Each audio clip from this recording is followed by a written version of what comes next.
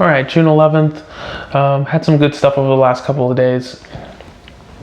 First, I found out how to record the video when I do the podcasting sessions, because Soundtrap has a feature in which you can see the person and kind of do a live call-in similar to like a Zoom call, but you're not able to actually record.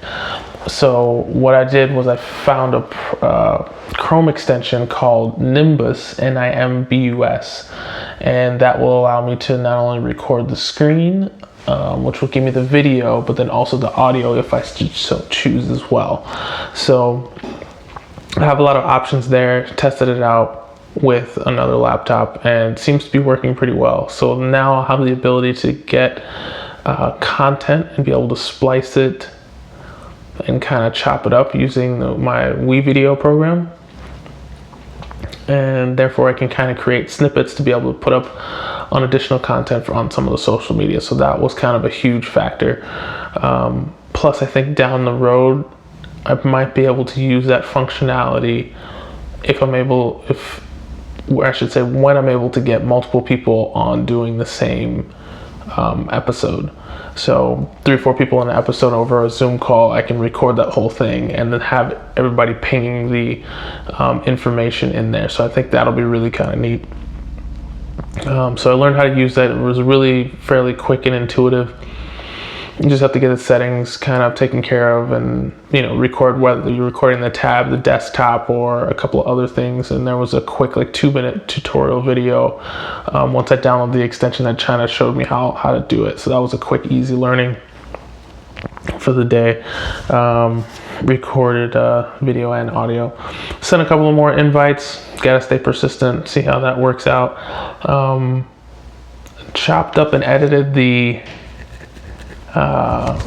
work from home session podcast, which will go live probably later on today, on the 11th. So I'm going to try and push that because I have that ready. So I just have to download that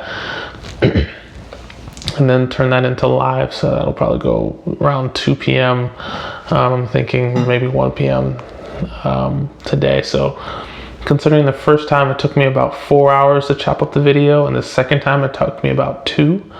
I think that's some really good progress in learning what I want to do with the podcasts, and as far as the editing is concerned, make it real quick and easy. I know what I want to do for an intro, outro, and then the biggest part of it is actually finding some background music that's not too much, but that can still be used appropriately in the background. So definitely getting faster with that, which makes me happy, because I think that'll be a big step in the right direction kind of going forward.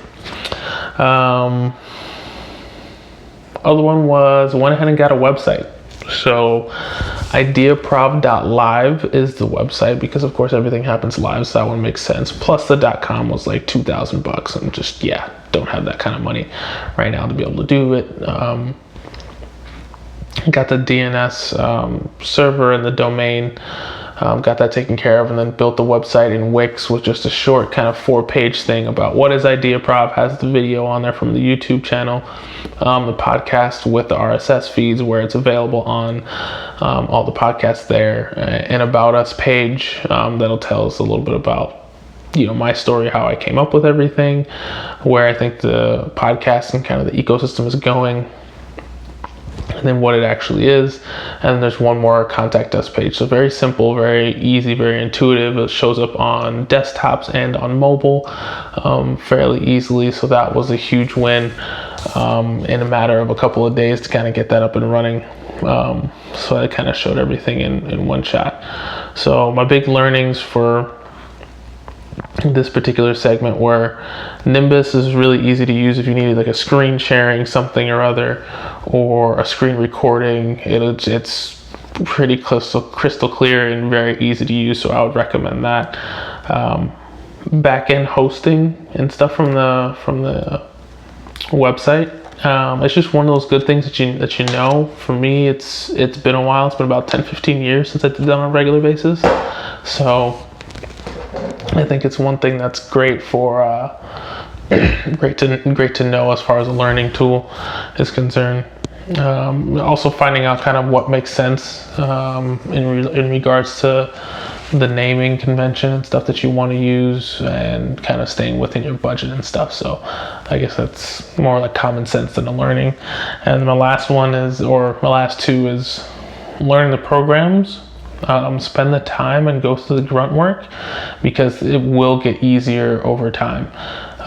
The 4 hours that I spent, chopping up the first video, now it's down to 2. I have a feeling this next one that I have will be probably an hour and change. It really depends, because I think some of the audio will be easier, because I won't have as many of the ums and ahs and stuff like that I have to edit out. It'll just be muted sections. I can chop that, and that's real quick and easy to be able to condense and kind of make sense. And then also the Wix is also a really good program. Also ordered some sound panels as a side note as well, so that way when I record, it should be a little less echoey, which will be nice. So those will come in a couple of days. At about $30, I thought that was a pretty good investment for what I'm doing.